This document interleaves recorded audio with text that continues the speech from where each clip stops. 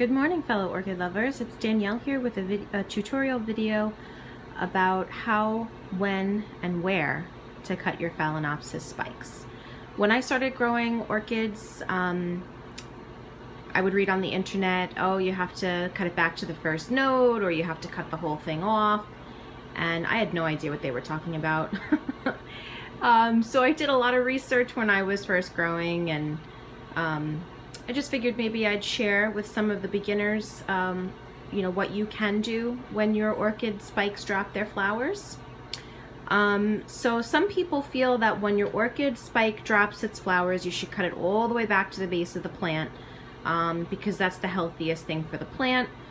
Or some people feel like the secondary blooming that you're going to get from a spike, if you cut it, is not going to be as magnificent as the first blooming.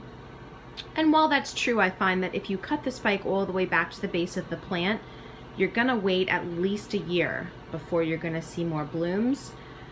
Whereas if you do cut the spike at some point to induce a secondary blooming, you'll get blooms within a few months. And it's true, they won't be as magnificent as, the first spike that you got, but you don't have to wait a whole year or longer for more flowers. So it's really up to you. It's your personal preference as to what you want to do. The way that you can tell that a bloom spike needs to be cut all the way down to the base is you'll see this bloom spike here. You can see that it's got like a pinkish reddish color. A healthy bloom spike is going to be green. See, this one is green. So that's the color of a healthy bloom spike. This spike is dying back. And I let it die back without cutting it because I wanted to show you what that looks like. So when your spike starts to do this, it's the plant's pulling the energy out of the spike, and the spike is dying back. At this point, when it is this color and it is that far down to the plant, there is no cutting and saving this spike. This spike is going to die back and it is not going to rebloom. So the way that I would handle this is I would go down to the base of the plant and I would cut the spike off. Okay, now this plant has a secondary spike that is not brown all the way down yet. It is starting to brown at the tip, as you can see, so it is starting to reabsorb energy. So you have two options. Because it's reabsorbing the energy, you could just let it continue to reabsorb the energy. You could anticipate it and cut it off. You could try to get a secondary blooming out of this. It does currently have a bloom here left over, so I may just cut it here and let this bloom continue to flourish. Sometimes if you cut it where it's still healthy, it will stop dying back. So you can certainly try that, and I'm probably going to do just that. I'm going to cut it right here and let it see if it will get a secondary spike, see if it'll maintain this one, see what it's gonna do. But if it wants to reabsorb the spike, there's really nothing you can do to stop it. You can try to by cutting it where it is still healthy and see if that will get it to rebloom, but sometimes that's just what the plant wants to do and you can't stop it from reabsorbing the spike.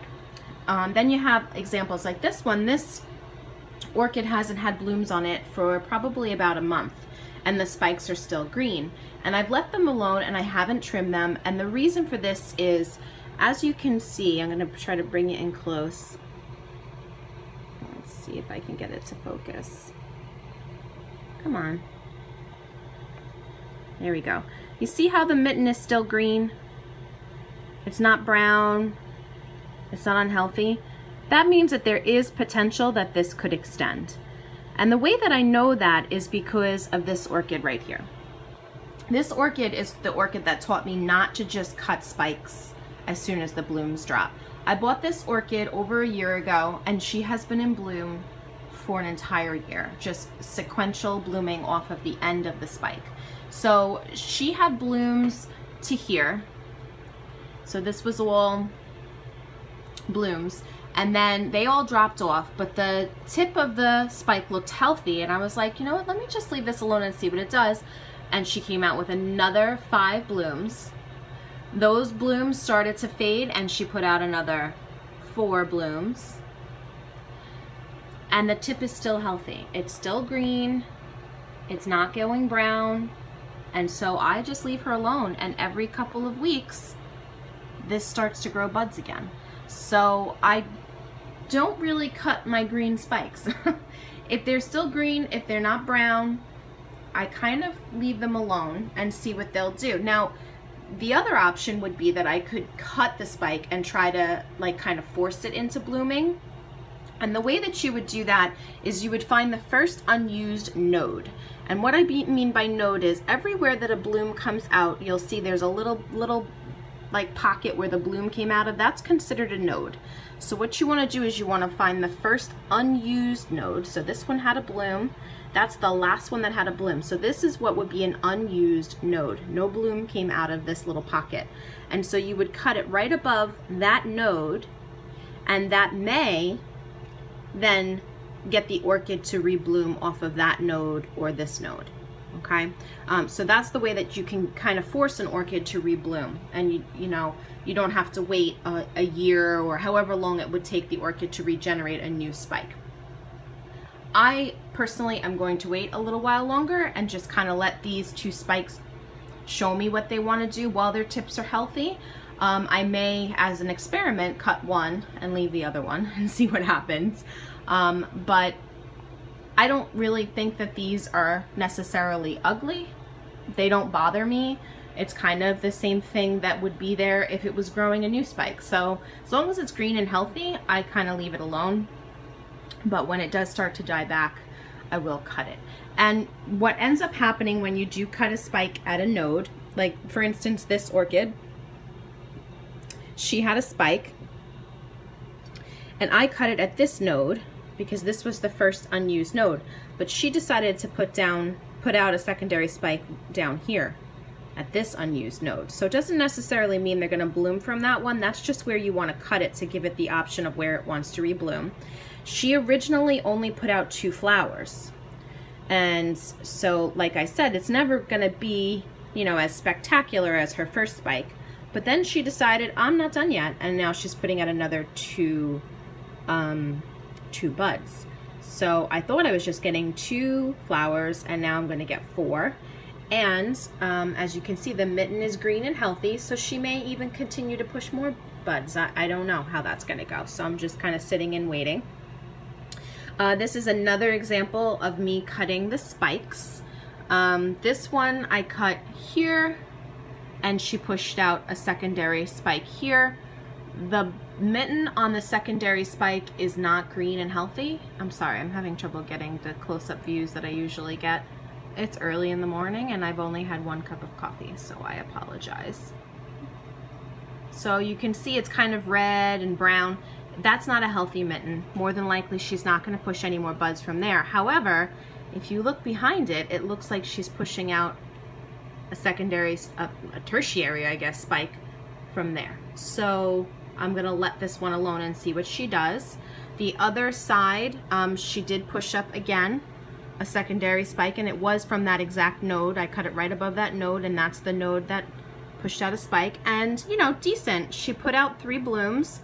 The tip of the spike is not healthy. It's very brown. So this will not bloom again. However, when these blooms drop, I may just cut here and see if this node will go. So, you know, you have a lot of options to keep an orchid blooming for quite some time. There are people that, you know, say that's not healthy for your orchid, but my feeling is as long as the orchid has the energy to put out flowers, then the orchid's fine. If she's not doing well, she's not going to put out flowers. She's going to pull her spike back in. She's going to pull the nutrients from the spike. So as long as an orchid's willing to bloom, I will continue to try to get it to do so. So those are options on how you can handle orchid, Phalaenopsis orchid spikes.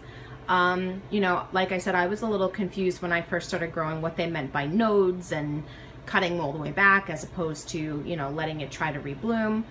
So those are just things that you can do. Sometimes when you cut the spike, it does then trigger the orchid to rebloom. So like I said, I may just cut one of these and see if that will get this orchid to rebloom faster, and then see if the other one doesn't. Kind of like an experiment, and I'll let you know how that goes. But you know, sometimes your orchids will just sequentially bloom off of the end of a spike. So personally, I'm not I'm not so quick to just cut a spike. I kind of wait and see what it wants to do, and then I kind of go from there. So if you have any questions, let me know. I hope you all are having a great day. It is very, very dark, rainy, and gloomy. It's been raining for days here in New York, which is good because I don't have to drag the hose around my backyard and water things, but at the same time, it's bad because all my puppies are stuck inside and they're bored and hopefully will not get too crazy. But anyways, yeah, I hope you're having a nice day, and I will talk to you all next time.